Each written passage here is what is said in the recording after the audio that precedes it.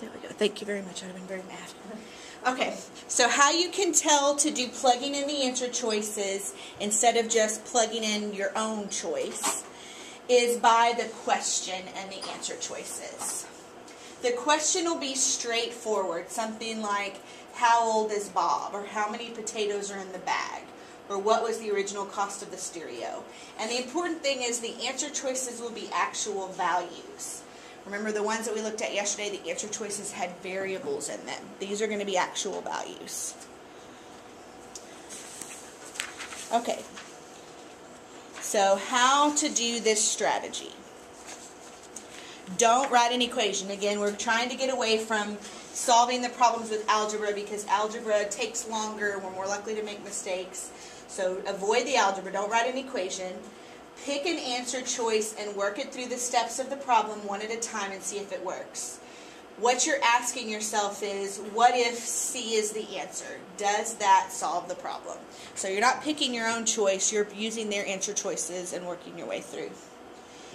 So here's an example of plugging in the answer choices. If this equation is true, if 3 times x minus 1 over 2 is equal to 9 over x minus 2, what's the value of x? So you're going to pick one of the answer choices, plug it in for x, and see if it makes this true. So what do you want to pick? D. Okay, so if I pick D, if I pick 4, then I'm going to say 3 times 4 minus 1, I'm going to plug in 4 for x, over 2. And I'm checking to see, does that make this equal? If I plug in 4 for x over here. Alright, so if you plug in 4 for x here and 4 for x here, does that make this true? So over here, 4 minus 1 is 3. 3 times 3 is 9, so this would be 9 over 2. And over here, 4 minus 2 on the bottom is 2. So it does make those equal. So Alyssa did a good job picking for us. D would be the right answer. So with equations, I wouldn't want to try to do the algebra to solve this equation because you'd have to cross multiply. You would end up with a quadratic that you'd have to factor. It's a huge mess. So this is easier to solve by just plugging in the answer choices. And we got lucky with the first one we picked. D was right.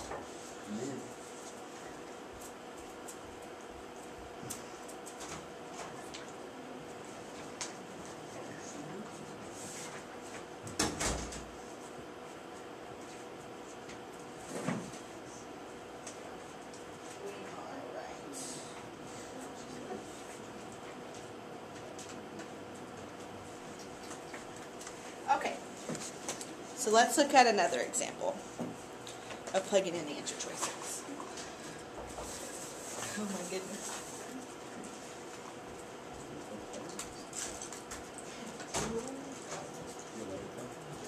Oh my God, you're late.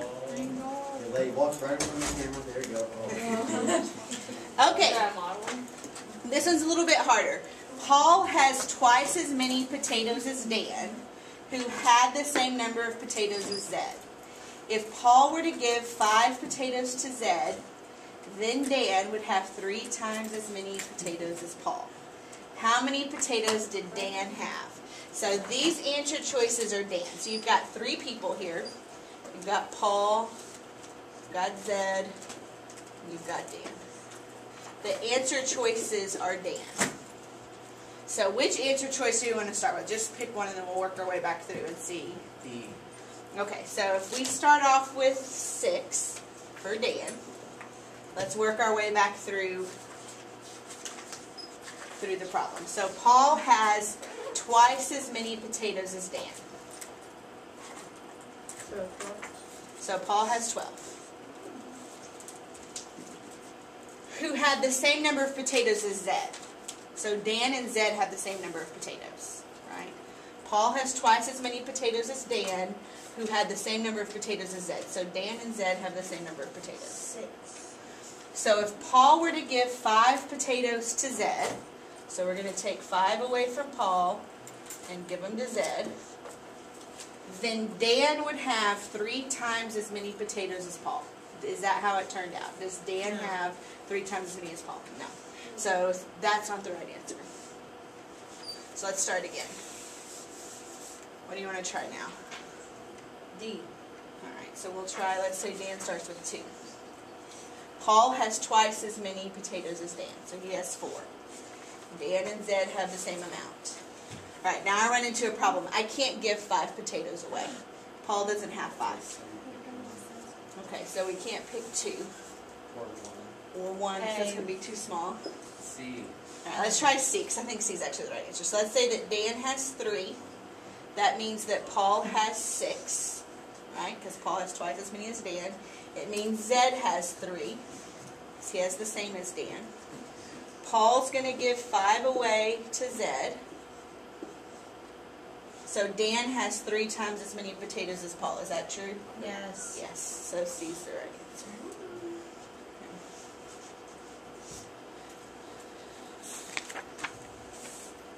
Okay. So something that would have helped us with that one, a good strategy to use when you're plugging in the answer choices is to start with answer choice C. And if we had done that, we would have gotten it right on the first one. The reason is the answer choices are always in numerical order, either smallest to biggest or biggest to smallest. So if you start in the middle, then you can say if I plug in and I get something too small, I'll eliminate C and everything smaller. If I get something too big, I'll eliminate C and everything larger. So you eliminate a bunch of answer choices all at once if you start with C. Don't try to work out all the steps in advance. Notice I didn't try to write a formula for that. I just kept working the steps each time I changed my number. The harder the question, the better off you'll be plugging in, and make a chart if you have a lot of stuff to keep track of. You saw that I wrote down P, Z, and D for the 3 people that I had to keep track of, and then I made the changes there. Okay, so what we're going to do now is take a little 5 minutes to do quick quiz number 2. So if you flip back in your packet, it's got page 17 down in the bottom. In the bottom right corner, it says quick quiz number 2 at the top. I'm going to let you have about 5 minutes to try these 3. Notice there's one they consider easy, one medium, one hard. You want to do these by plugging in the answer choices. So try using that strategy on these.